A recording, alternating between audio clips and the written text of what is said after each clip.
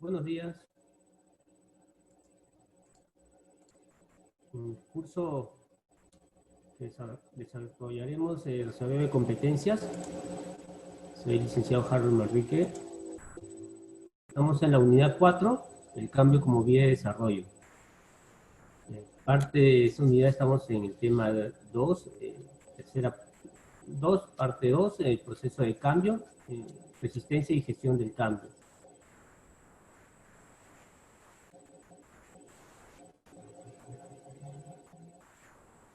Comenzaremos dando unos conceptos, definiciones. La resistencia al cambio. Vamos a explicar el cambio no deseado. Es decir, no se trata del cambio que viene por solicitarlo uno, no es la manera como uno lo solicita o lo pide. Por ejemplo, un cambio de domicilio, un cambio en el trabajo, la gestión laboral. Es un cambio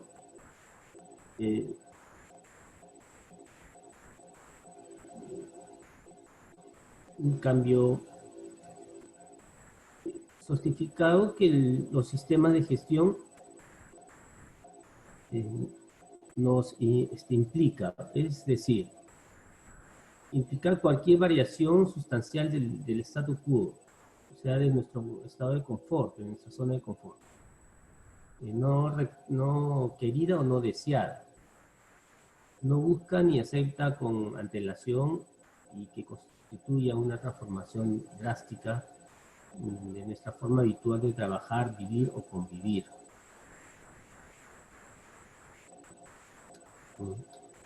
Por ejemplo, si yo dijera cambiar un móvil, un celular, y abandonar el antiguo, este hecho no conlleva ninguna clase de trauma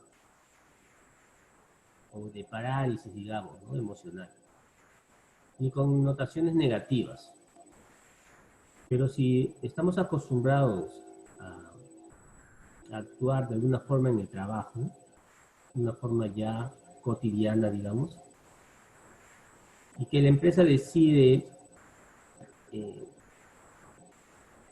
prescindir de nuestra agenda, de nuestra forma de trabajar, y nos quiere plantear, por ejemplo, lo que ahora está en la coyuntura actual, el teletrabajo, ¿no? Y cambiar mi sistema de comunicación, redefinir mis roles y mis pautas de desempeño, ¿no?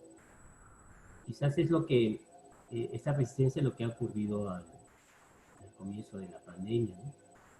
Mucha gente no ha aceptado quizás esta clase de cambio, de transformación, o le ha sido muy pesada, ¿no?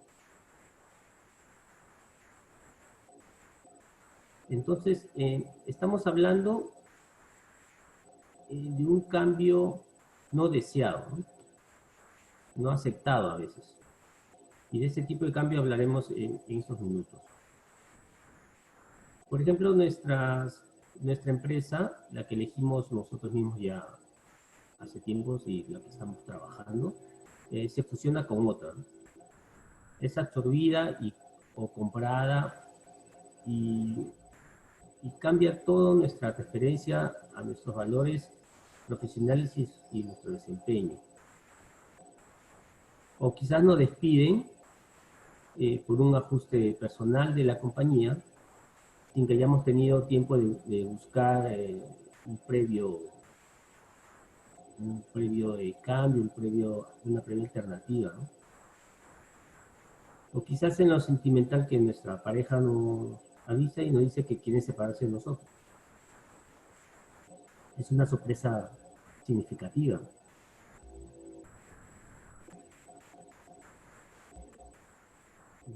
Entonces se produce un cambio en las condiciones de trabajo que afectan de forma fundamental a nuestra nuestro modus operandi, ¿no?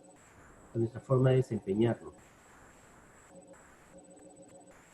Podemos estar desempeñándonos en un departamento técnico y de pronto nos promueven al departamento de ventas, ¿no?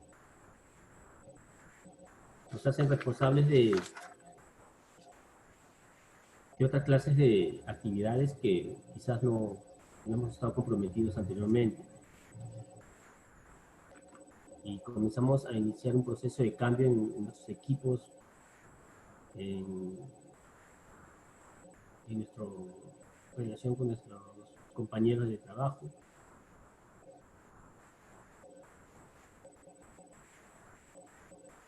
Según el significado proporcionado por el diccionario de la lengua española, cambiar es dejar una cosa o situación para tomar otra.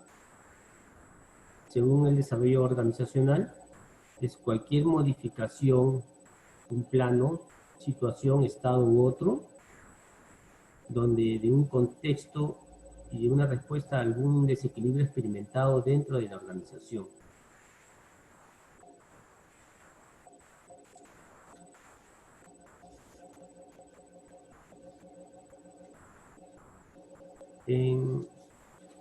Vamos a tener como referencia o nombrar como referencia a un modelo de Kübler-Ross. Ella fue una médica psiquiatra y que abordó los temas de resistencia al cambio. Más estuvo destinado a la parte de pérdida y de duelo, ¿no?, de las personas. Y que muchos estudiosos o maestros lo han aplicado a los recursos humanos. El modelo Kübler-Ross constituye en 5 etapas, ¿no? Cada vez que sucede un gran proceso de transformación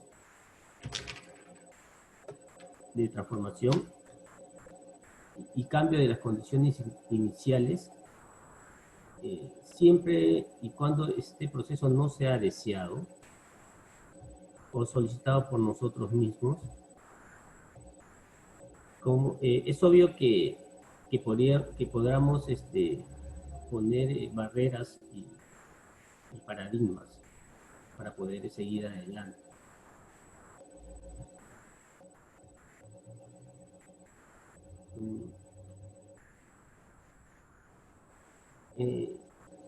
Detallándonos en este modelo, primero vamos a tener alguna clase de información para poder describirlo. Las etapas forman parte de un marco en que la podemos aprender a aceptar, podemos aprender a aceptar el cambio. Por lo tanto, pueden considerarse como un mecanismo de aprendizaje y evolución, si son bien tratadas y asumidas, ¿no? Por otro lado, son consiguiente un instrumento para ayudar a enmarcar y adoptar el significado de nuestros sentimientos, nuestras percepciones y condiciones que estamos viviendo.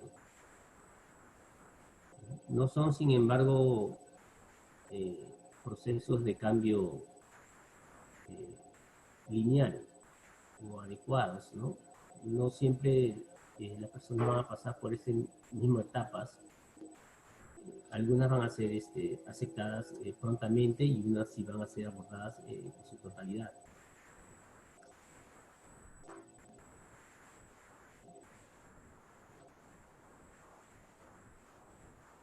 En estas 5 etapas del modelo Kübler-Ross,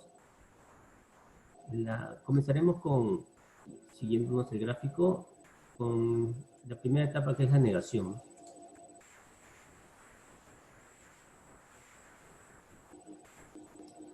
Es la etapa de las preguntas. ¿Es cierto? ¿Es posible que haya podido suceder? ¿Cómo ha podido pasar esto? ¿Por qué? son cuestionamientos que nos definen la sensación de incredulidad, ¿no? De sorpresa, de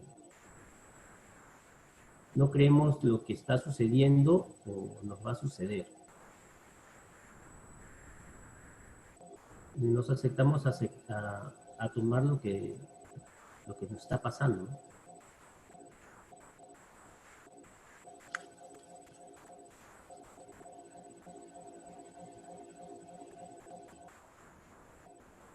Cada vez que un negocio ha cambiado drásticamente de paradigma, que ha roto los esquemas o ha pasado sus barreras, ha sucedido las mismas preguntas y hemos vivido de las mismas fases.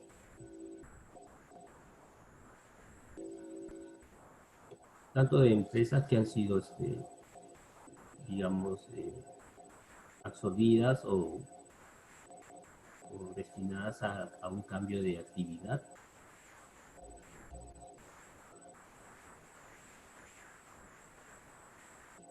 ¿no? O que han pasado por un proceso de cambio o han sido cerradas.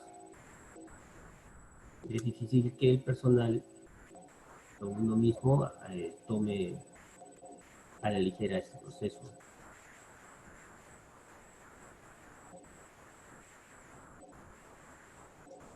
Tenemos que dejar claramente identificar las causas del cambio, asumir personalmente las responsabilidades y marcar los beneficios que nos tome en adelante, ¿no? Puede ser un momento adecuado para los cambios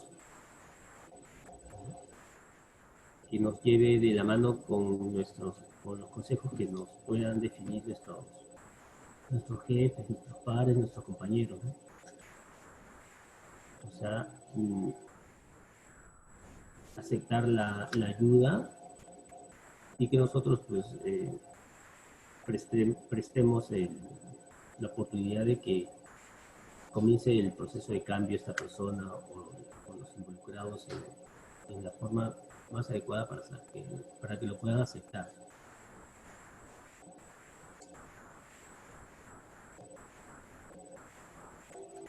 La segunda etapa es la ira. Este proceso definitivamente emocional se manifiesta de múltiples formas.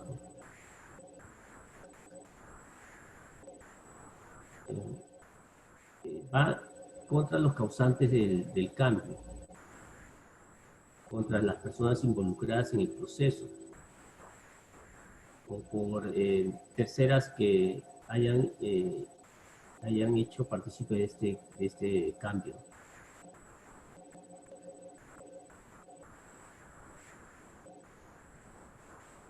A veces surge una forma espontánea,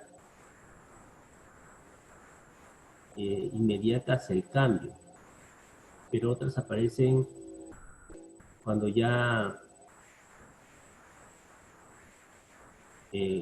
llevamos un tiempo desempeñándonos en una actividad. La ira se puede manifestar, como ejemplo, es cuando existen conflictos o gestionan conflictos en su entorno laboral. Por ejemplo, una de ellas es el proceso de la huelga, ¿no? Que puede ser determinada por algún cambio que no nos guste o que no podemos aceptar. Y entonces las personas se vuelven a la ira, y manifiestan ciertas acciones, ¿no? O ciertas acciones que van en contra de la empresa, de la sociedad a veces.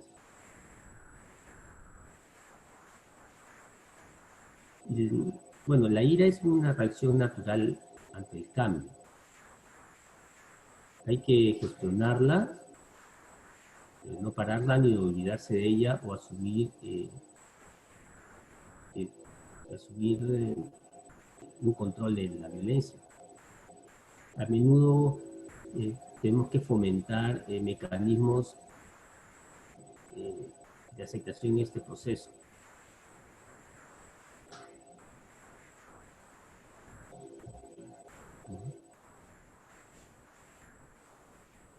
La negación. A menudo la gente se confunde por reducir la negación a una única etapa o proceso. Pero este proceso es muy determinante, ¿no? Antes de que suceda el cambio, nosotros negociamos.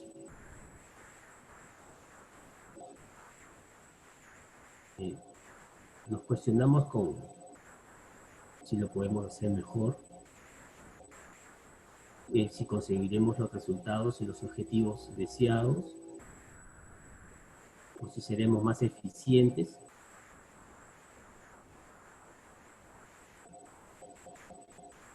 Cuanto tengamos más consolidados otros cambios, cuando hayamos aprendido bien el nuevo proceso,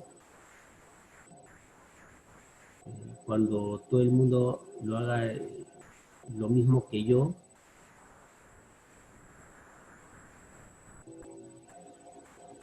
entonces nunca vamos a estar determinantes o contentos con el nuevo proceso deseado, con el nuevo cambio, a no ser que esté en nuestra visión. Si es impuesto negativamente, va a ser más difícil esta parte de la negociación.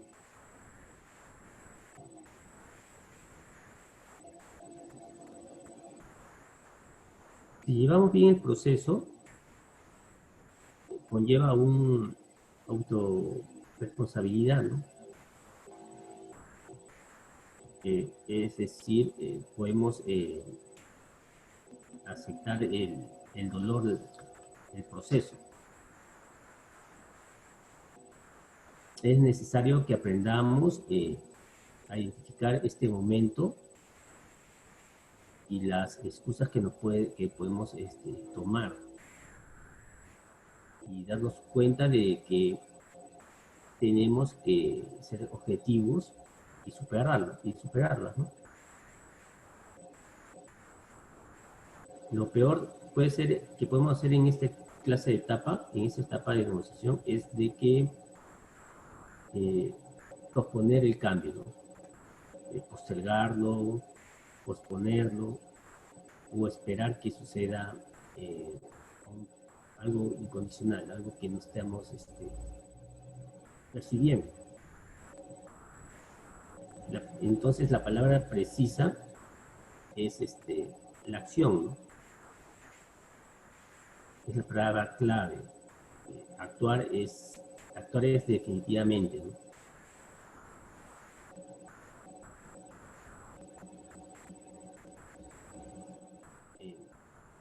Estar atentos y empujarnos mismos puede ser menos conflictivo, ¿no? Al momento de tomar una decisión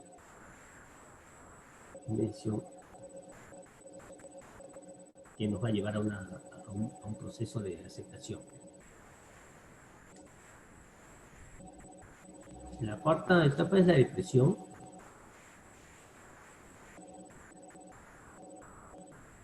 Hace referencia de una forma drástica al presente.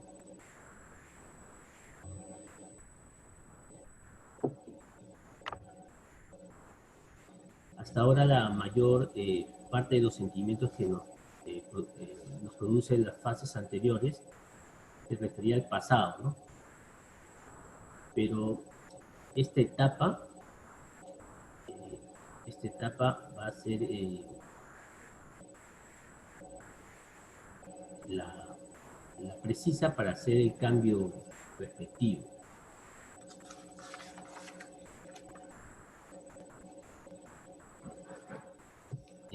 Ese momento de apoyar a quienes se sienten mal, nosotros mismos, nuestros compañeros, y dejar vivir esta fase, ¿no? Es como la metamorfosis de la mariposa, ¿no? Tiene que la oruga romper el capullo, la seda, para poder pasar al otro proceso, a la otra parte de su evolución. Las personas en esta etapa, en esta parte en esta fase del cambio, de la resistencia al cambio, tienen que ser ellos mismos, ¿no?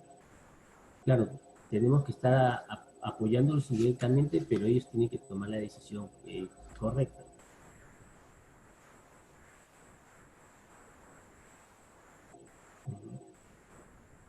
Entonces quiere decir que las personas deben de vivirla, de gestionarla y aprender de ella, con la finalidad de que pues, su aborto, ¿no? Que pueda desempeñarse, ¿no?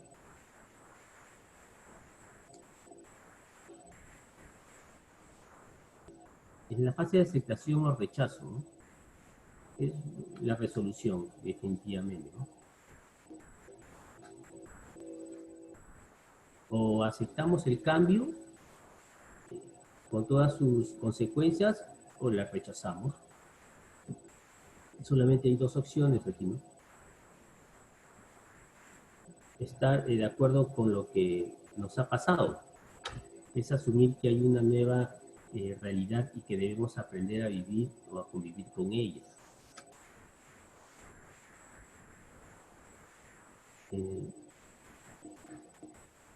Puede ser que no aceptemos esta nueva realidad, entonces vamos a tener dos consecuencias, ¿no? Una, que vamos a vivirla, todo este proceso, con una mayor intensidad, sobre todo los referentes a las sensaciones y el proceso de negación, y va a ser mucho más duro, ¿no?, el proceso. Y la otra alternativa es de que nuestro rechazo nos va a llevar a cosas consecuentes que nosotros mismos vamos a poder aceptarlas. O nos salimos de la empresa o la aceptamos a convivir con este cambio.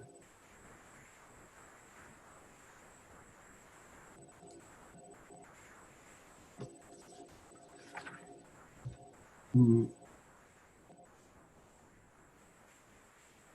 el proceso de gestión del cambio, las personas tienen un proceso o mantienen excusas que nos tienen atrapados en el pasado, ¿no?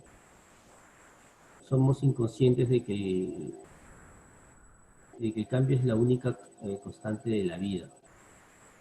Sin embargo, queremos cambiar y a la vez seguir siendo los mismos o haciendo las mismas cosas,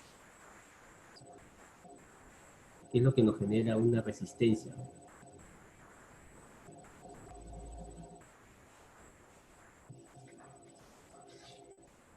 No comprender que el cambio es necesario. En algunas circunstancias podemos no tener muy claro que es necesario cambiar, que todo lo que sentimos estaba relativamente seguro y cómodo en nuestra zona de confort, tiene que pasar a otro nuevo proceso, ¿no? Pensamos que vamos a seguir de la misma forma toda nuestra vida.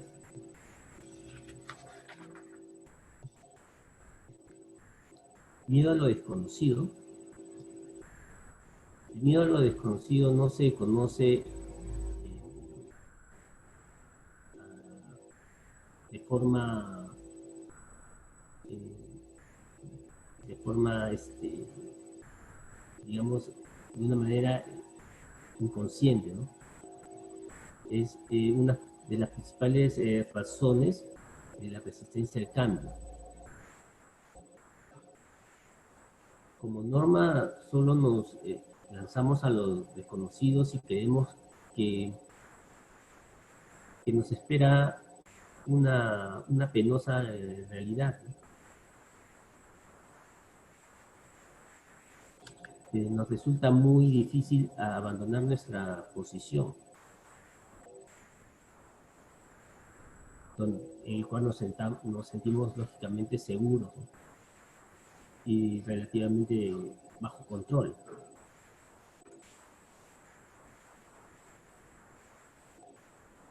Falta de competencia y temor al fracaso. Se trata de un factor de resistencia al cambio que muy pocas personas admiten, pero se encuentra en la base de ese temor.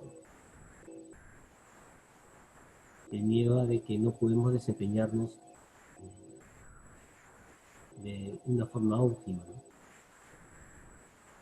Cuando creemos que no podemos tener las habilidades, competencias o hábitos de comportamiento adecuados para el nuevo proceso, para el nuevo cambio.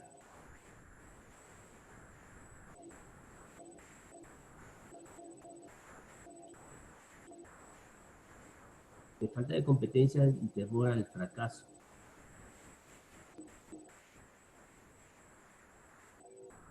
Se trata de este factor de resistencia al cambio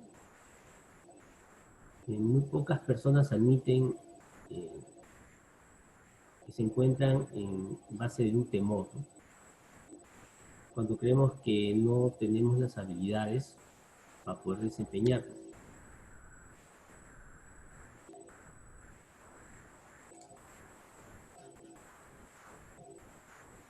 El apego a los hábitos.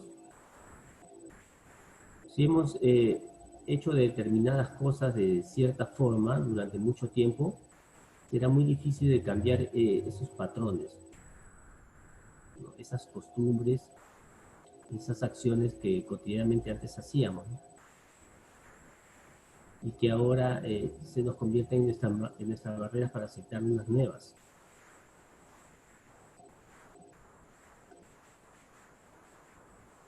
Cuando percibimos que el cambio es impuesto por alguien, imposición,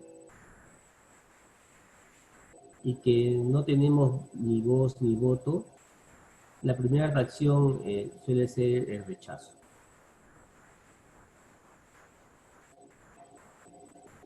A nadie le gusta que las cosas nos impongan, que sea obligatorio, que sea autoritario. El agotamiento y la saturación. En muchos casos, la resistencia al cambio está provocada porque se sobrepasó precisamente el nivel de la tolerancia al cambio. Es decir, la persona ha estado sometida a tantas transformaciones que ha desarrollado un rechazo a estas. Y como resultado, pues nos va a dar un cansancio, un agotamiento. La disonancia cognitiva. En algunos casos, el cambio representa un punto de ruptura con nuestras creencias u opiniones, ¿no? Lo cual genera una discordancia entre nuestra manera de pensar, de razonar, con lo que estamos dispuestos a asumir.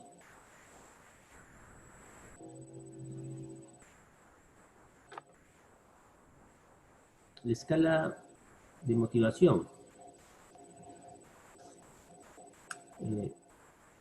Todo cambio siempre demanda movilizar determinados recursos, por lo que si no tenemos la motivación suficiente, o si no se trata de una motivación intrínseca, nos resistimos a esa transformación.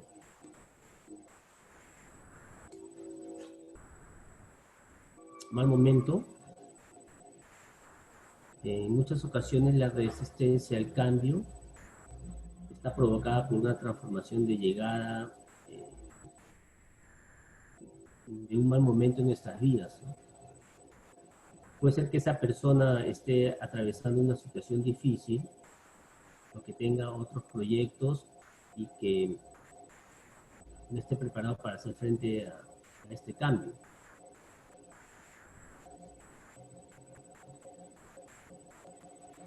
La predisposición personal ante el cambio. Existen personalidades con una mayor disposición al cambio, mientras que otras se apegan más a lo desconocido, a lo conocido, perdón, a lo conocido. Las personalidades con rasgos, digamos, alterados o nerviosos, no van a tener un control interno, ¿no? Y por ende una escala de tolerancia o de ambigüedad hacia la resistencia al cambio.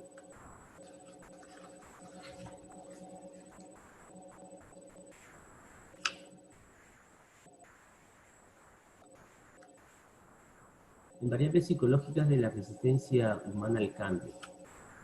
En este proceso, en este aspecto, conocer el porqué de la resistencia al cambio manifestada por los individuos es importante, y en este particular existen fundamentalmente 6 variables. La percepción, en donde interactúan dentro del proceso filtros psicológicos, personales como la clase social, socialización, educación, experiencias, necesidades, etc. En este aspecto también podemos definir la clasificación de estereotipos,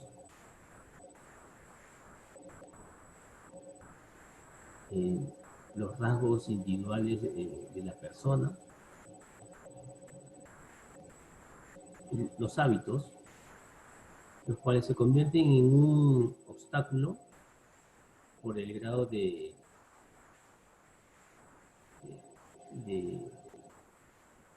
arraigo que nos tenemos con las cosas, ¿no? Con las acciones. Y porque representa una medida de confort, ¿no?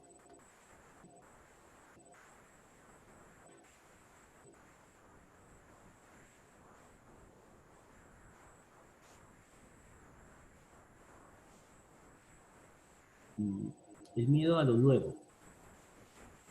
Muchas personas evitan no enfrentar los riesgos de encontrar sorpresas, ya sean buenas o malas, ¿no? Porque prefieren o deseamos seguir ir en ese confort, ¿no?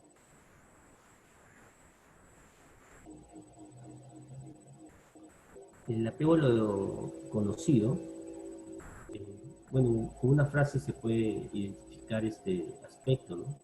Más vale viejo conocido que nuevo por conocer. Queremos quedarnos con nuestras costumbres o accionar que conocemos, ¿no? Otro aspecto es la tendencia a conservar la estabilidad. Existe la gran tendencia a mantener el ambiente predecible, estructurado y seguro, ¿no? Nuestra seguridad y confort. Por lo que podemos presumir que entre más se aferre el individuo a sus modelos antiguos de comportamiento, mayor va a ser la resistencia al cambio. Otro aspecto,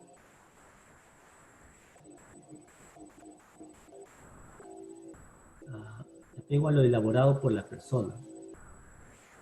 Cuando un sujeto es el causante de una situación determinada, en cambio puede representar un desprestigio, una poca valoración a su esfuerzo.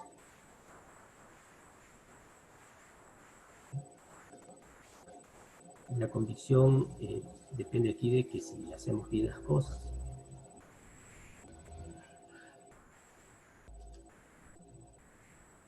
Entre las acciones para disminuir la resistencia al cambio, para lograr disminuir la resistencia al cambio experimentada por los individuos, se hace necesario hacer un análisis situacional y de las fuerzas que lo restringen.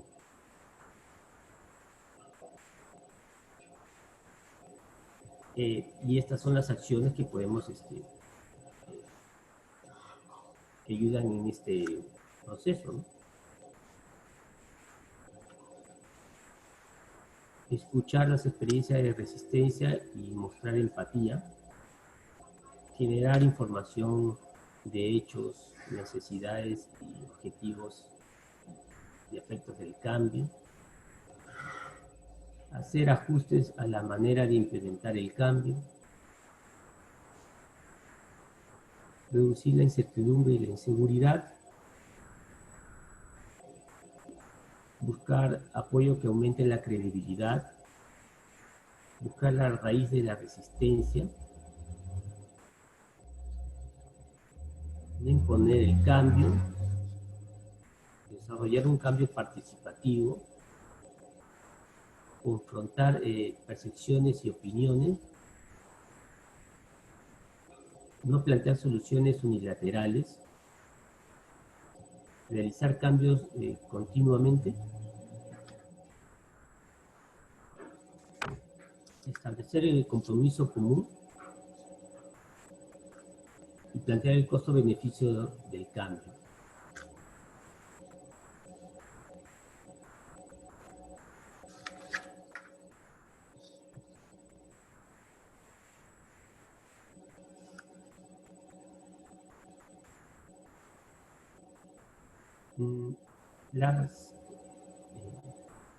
En la gestión del cambio, ¿cómo podemos planificar el cambio? Hay una serie de razones que justifican la planificación del cambio. Dentro de estas, podemos destacar la oportunidad para que nuestras habilidades o las habilidades de los trabajadores involucrados formen parte del crecimiento de nuevas oportunidades, ¿no? Ya sean comerciales, económicas, productivas, para su entorno laboral. Y de acuerdo a esto, la necesidad de establecer condiciones que favorezcan el cambio va a depender de cuando existen cambios rápidos y radicales. Cuando se desea que los efectos del cambio perduren.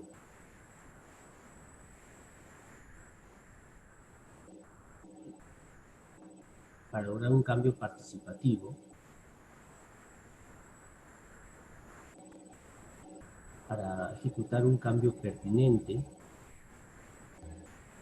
para aplicar las herramientas adecuadas a la organización, para determinar las metas deseadas, para pronosticar los efectos del cambio,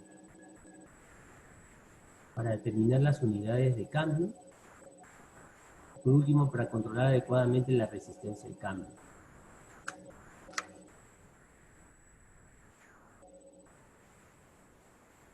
El gráfico es un proceso de planificación, ¿no? El individuo o organización se encuentra cansada o un proceso de saturación. Entonces, vamos a necesitar un cambio, ¿no? Y se libera una energía encaminada a un deseo por cambiar, por no seguir en el mismo proceso o las mismas acciones. Entonces vamos a definir los procesos o a utilizar los recursos factibles a utilizar para poder llegar a la probabilidad y lograr la situación deseada.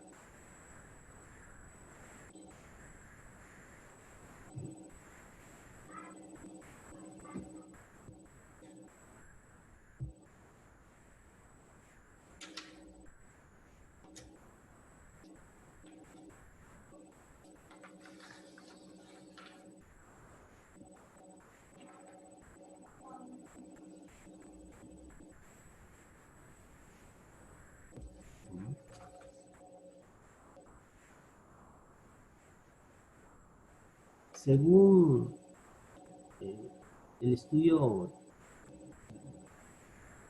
del, de la gestión o la resistencia al cambio, existen los factores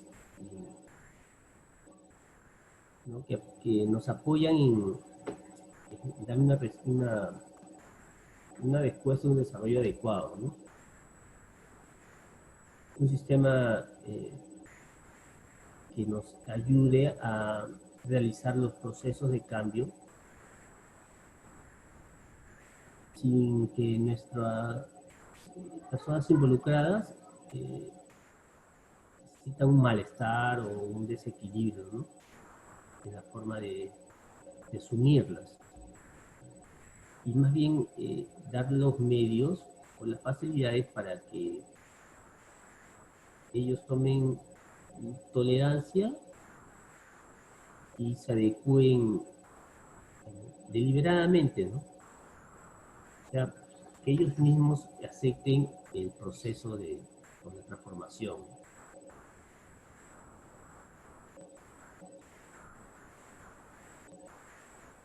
Aspectos que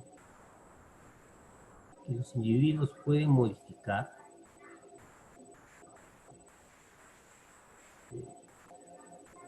en una situación actual depende del grado de energía y motivación que pueden estar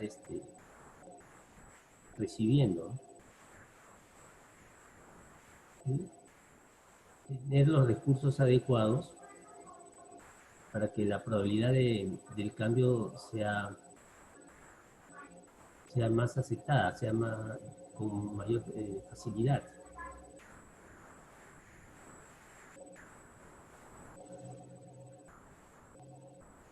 Entonces,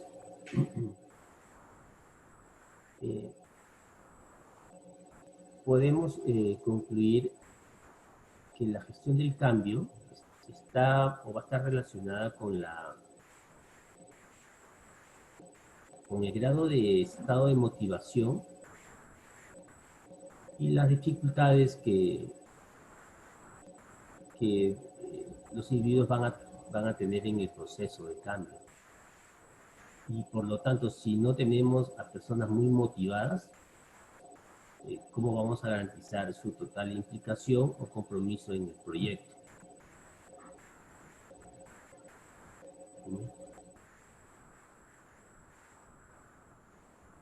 Entonces, aquí tenemos que trabajar con las organizaciones si estamos destinados a implementar el cambio en lo laboral o si estamos aceptando el cambio en lo individual. Tenemos que tener las fases bien establecidas, ¿no? Tratar de desempeñarnos en cada proceso ¿no? de aceptación, ¿no? Y no aferrarnos pues, a lo ambiguo, ¿no? A lo tradicional,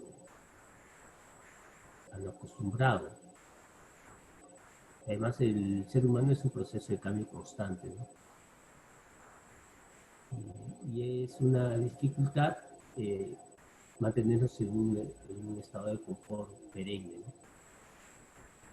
Eh, entonces, habré yo, o lo que yo quiero lograr es que puedan, o que el cambio entre nosotros sea algo eh, constante y fácil de, de diseñar o de realizar. Ahora, en estos momentos, eh, vivimos en una coyuntura donde muchas cosas no hemos deseado, ¿no? Primeramente, desde el proceso de mantenernos en cuarentena, después de hacer un trabajo, bueno, los que tienen oportunidades de desempeñarse laboralmente desde sus domicilios, ¿no? ¿No? Seguir ciertas conductas y patrones o, no, o protocolos que debemos adecuarnos al salir o al retornar de casa, ¿no? Entonces, este cambio no deseado por esta coyuntura nos ha hecho, este, nos ha hecho ser más irresponsables quizás, ¿no? De una forma. Y las consecuencias las estamos viendo, ¿no? Son consecuencias de un cambio no deseado, impuesto. Entonces tenemos que tener toda la actitud y la motivación para que un cambio impuesto pueda ser desempeñado por nosotros, ¿no? Bueno, hasta aquí el tema de hoy. Les agradezco su atención y cualquier sugerencia o pregunta estaré dispuesta a realizar. Muchas gracias.